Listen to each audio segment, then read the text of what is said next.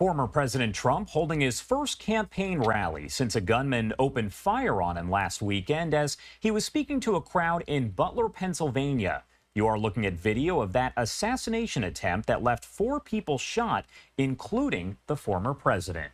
Do want to pop this up for you right now as Fox's Brian Yennis now reporting that a Secret Service counter sniper took the shot that killed the gunman, Thomas Crooks, saying that he could only see Crooks' scope and the top of his eye and forehead because of the slant of the roof. Yennis saying it was all described to him as a, quote, 1 in a million shot. In the meantime, several investigations are now underway to determine how this happened and the motive behind the attack, with the head of the Secret Service set to testify next week in front of Congress. To get some perspective on all of this, I do want to bring in Jillian Snyder. She's the Policy Director of Criminal Justice and Civil Liberties at the R Street Institute, a retired NYPD officer and an adjunct professor at John Jay College of Criminal Justice. Thank you so much for taking the time to be here with us today. Thank you for having me. Of course. Well, first off, I do want to talk about the overall investigation, because how does the FBI work an investigation like this into something that is so high profile? The FBI is going to serve as that independent agency that investigates not only the actions of the Secret Service, but also all of the local law enforcement officers that were detailed to that rally. So the FBI is going to play a pivotal role in trying to reconstruct what happened and understand where things went wrong.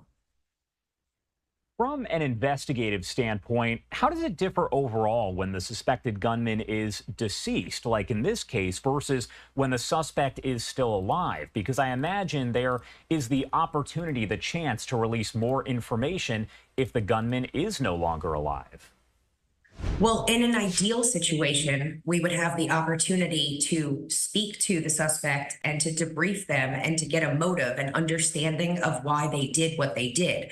But in cases like this, where you have an active shooter, someone who is attempting to take out someone in this big forum, most of the time that individual will either kill themselves or they will have suicide by cop, or, law enforcement will kill them to neutralize the threat. So it's kind of difficult to understand what we can get out of this, because we're just now interviewing people, interviewing his family, doing a deep dive into his social media, into his gaming profile. That is how we're actually going to understand the motive and the mindset of this individual. Whereas if he was still alive, we would have the opportunity to at least talk to him. And there are still a lot of questions. It has only been 1 week, so the investigation really just getting going here. But we do know from federal investigators that the suspect here, the shooter, had actually used his father's gun. That is the understanding that just about everyone has here. So my question for you, is it possible overall that the parents are in some way charged here? Do we even have an initial idea on that? As of right now, what I've heard is the family and the parents are being very cooperative in their investigation. I don't foresee any criminal charges being filed against the parents. To my understanding, that rifle was purchased legally. So I think at this point, law enforcement should just be working with the family to better understand the motive and the opportunity, how it presented itself. But I don't foresee charges being brought forth against the parents.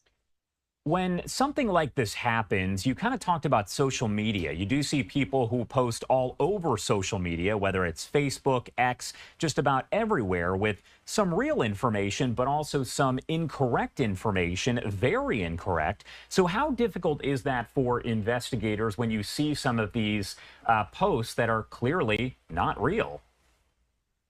Unfortunately, when people post things that are inaccurate, or they're just trying to get their name in the game and post something so someone reads it, that really hinders law enforcement's investigative efforts, because what law enforcement is trying to do is get factual and credible information as fast as they can, because the American public really wants to understand why this occurred. So when individuals are just posting nonsense, essentially, online, the law enforcement community still has to investigate that and make sure that that is not a credible or factual statement, because otherwise we would not know what we're doing. We need people to post real-time factual information in order for us to investigate crime.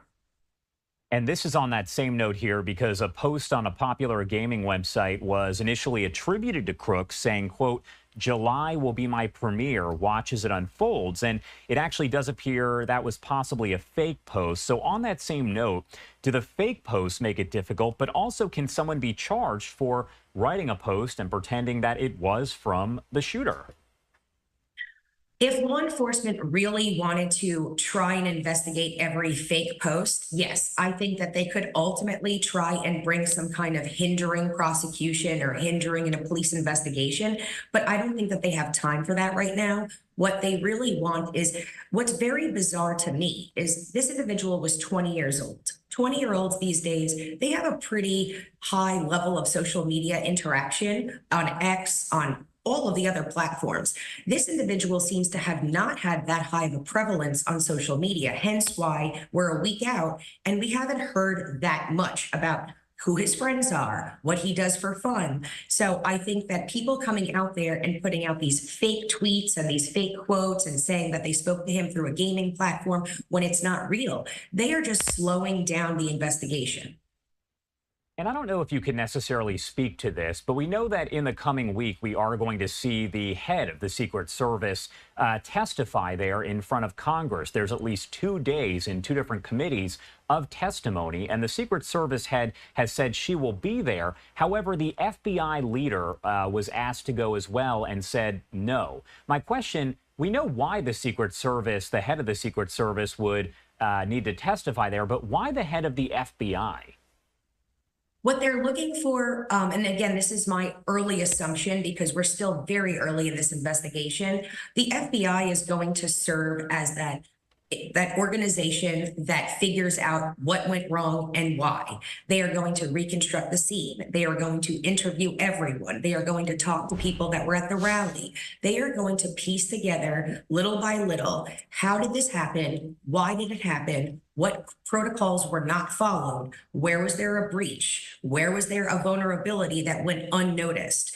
And that's their role here. So it would really be premature to have the FBI even speak next week because their investigation is months. It's going to take months to figure this out.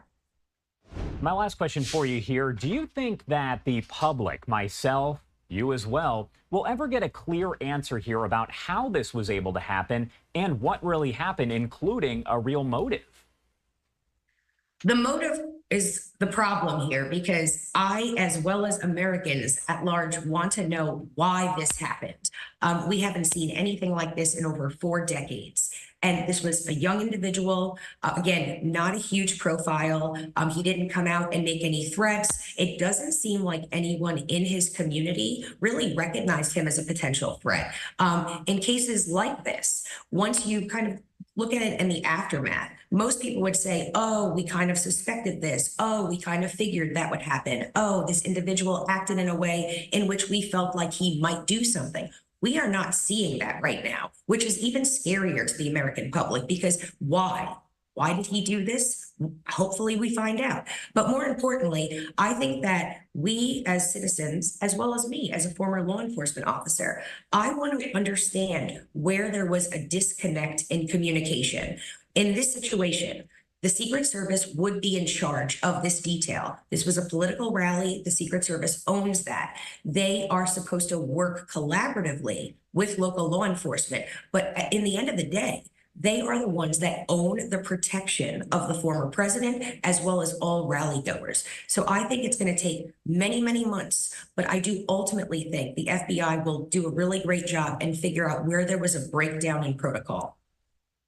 Jillian, thank you so much for taking the time to join us and help break it all down. Obviously, we know a lot, but there is still so much to figure out. Anything else you want to add about any of this before I let you go?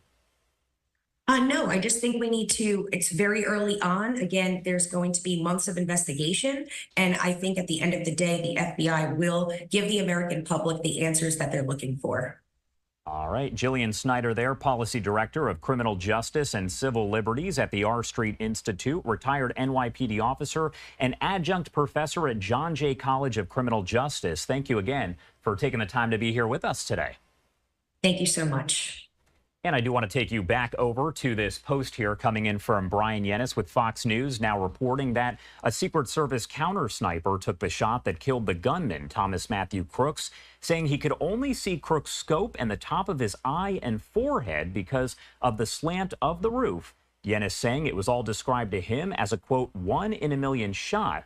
We know these investigations are underway, and the head of the Secret Service is set to testify next week on the response. The first testimony expected to take place on Monday at 10 a.m. Eastern Time. You can watch it live, raw, and unfiltered right here on Live Now from Fox.